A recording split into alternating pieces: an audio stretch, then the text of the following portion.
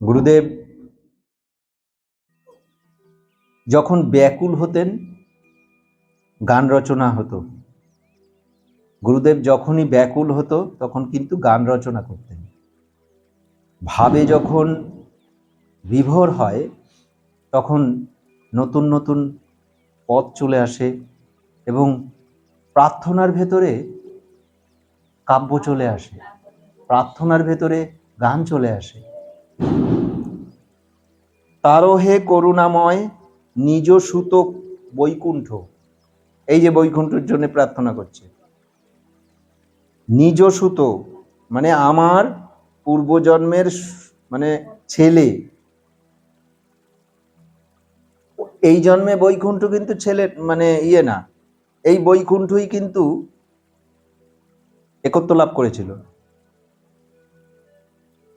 নিজ সুত বৈকুণ্ঠ কে নিজ গুণে গুণময়, তার গুণের জন্য প্রার্থনা করছে গুরুদেব। অগতির গতি তুমি, তুমি হে জগৎ স্বামী, রোগেতে কাতর তিনি। এখানে সম্মানসূচক শব্দ ব্যবহার করছে গুরুদেব। তার সুত তার মানে তার ছেলে, পূর্বজন্মের তার ছেলে, এ জন্মে শিষ্য, কিন্তু তাকে তিনি শব্দ ব্যবহার করেছে। রোগেতে কাতর তিনি, কেন তিনি ব্যবহার করলেন? গুণের কথা বলেছে, উন্নতি হচ্ছে তো। তবে রোগেতে কাতর তিনি, রোগ মুক্ত করো তাই,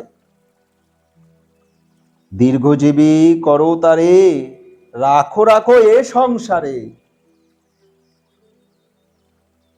অপার করুণা গুণে তুমি হে মঙ্গলময়।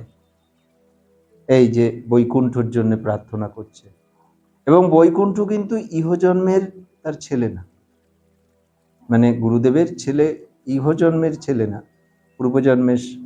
তাই বৈকুণ্ঠকে এনেছিল, পূর্বজন্মে বহু সুকৃতি লাভ করেছিল, উন্নত হয়েছিল, তখন এখানে এই বৈকুণ্ঠই একত্ব লাভ করেছিল বলে সমাপ্ত করলাম।